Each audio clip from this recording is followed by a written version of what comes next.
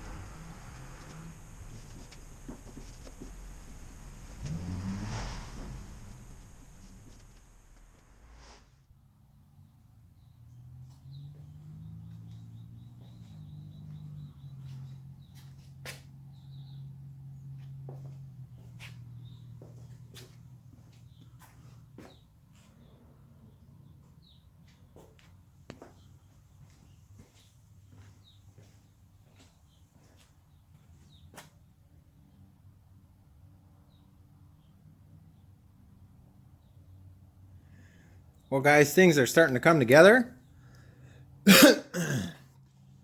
I ran all the transmission cooling lines up to the radiator, and I just kind of guessed on where they're going to end up going permanently. I'm not sure, if any of the cables for the transmission or any of the wiring or stuff like that's going to get in the way. I don't think it will, but I just kind of put a guesstimate on where I was going to put that stuff. Right here we got fuel inlet and fuel return. No, this is not permanent. This is just to get the motor set up for a test run and to bring it up to operating temperature for break-in procedure, and then shut the motor down. So I won't be able to break the motor in or seat the rings until I can actually get the vehicle moving. But what I want to do is start up the motor, hold it at about 1500 2000 RPMs until it's warmed up, and then just shut it off, and then drain all the oil out of it and put fresh oil in it, and then it should be ready to run and get the rings seated once I get the vehicle mobile. I had a bunch of spare parts laying around that I made good use of, like these T-bolt clamps. I love these things for anything that's got boost pressure going on it. I replaced the regular hose clamps with T-bolt clamps. Those look pretty sharp. I did get the intake in. When we do the initial startup, I will remove this so that I can see if the turbo is working properly. I'm pretty sure it is. It doesn't have any shaft play in it, and it's spinning pretty freely. So this alternator here's the deal with this alternator. So this alternator is off of the newer Isuzu NPRs, and I didn't have to modify the alternator in any way except for there's a little fitting that it's like a bushing or something back here. I had to take the bushing off the old alternator and put it in there. And then I had to take like a 1/16 of an inch off of this bracket to get the alternator to sit down on there. And then I had to rotate this vacuum line, which isn't going to serve any purpose whatsoever except to pull vapors out of the crankcase. And I think that's what it does, because there's a line here connected to it. I'll have to do a little bit more research, but I think it's just a crankcase vapor eliminator. And I did source this plug. You can get them on eBay, but I'm really happy with how this setup turned out. Obviously I'll be running the main battery wire and everything down this way and to the outside of the motor, away from the exhaust. But this right here, I know it looks kind of weird, but all it is it's set up for the heater inside the vehicle. So that's basically just a coolant loop, and that'll eventually get tied into this along with a dash heater. This will be for the cargo compartment in the back of Rusty, and then I'll have a dash heater as well. I did forget to do this, but I don't really have anything to mount it to. It's a coolant reservoir. Basically, it's just an overflow tank. And that gets mounted or connects here. And I'm thinking I'll make a bracket or something and put it here. I'm not sure. Aside from that, we're getting real close to getting this fired up. I got a call from the drive shaft shop in Portland, and they've sourced all the parts to create this beast. It's going to be a big upgrade from the one that was originally on here, the 1960s or whatever, that would probably twist and fold up with the torque of the diesel motor. But anyhow, they sourced those parts, and they said this should be done on the 19th.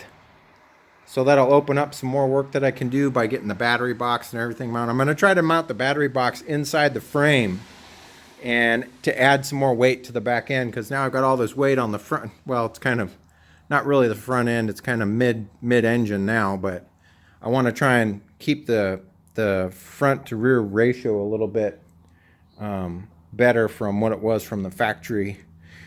I'm waiting on some TO4 30 weight that should be here this week as well, so we can fill this bucket up and the drop axles and get those soaking in some nice new fluid.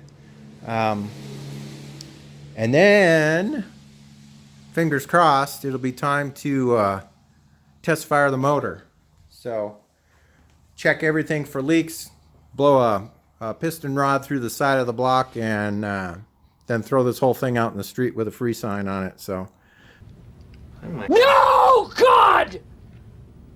No, God, please, no! No! No! No! hopefully that won't happen, but you know, you never know with some of these projects that I get into what's going to happen. So far I've been really lucky and I'm very thankful for that, but what else can I tell you guys? I think that's probably going to be it for this episode. Nothing else I can think of right now.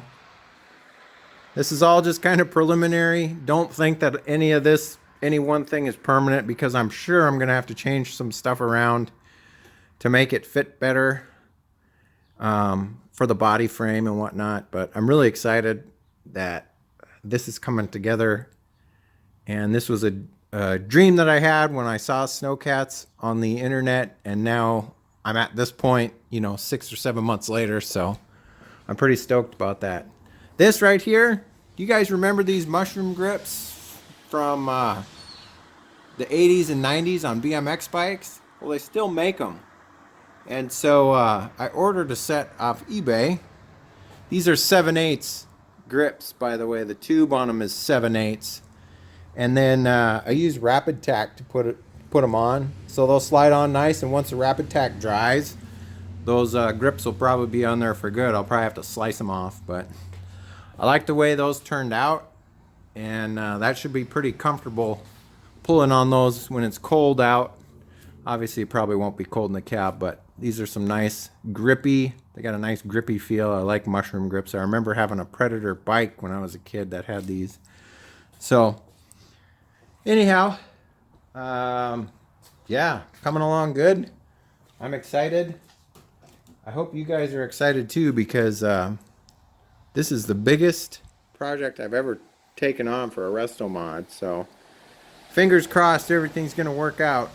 If you guys like this episode, give me a thumbs up. If you're not subscribed yet, I'd love to have you as a subscriber. Hit the notification bell if you want to see upcoming episodes when I upload them. Subscribe to my Instagram.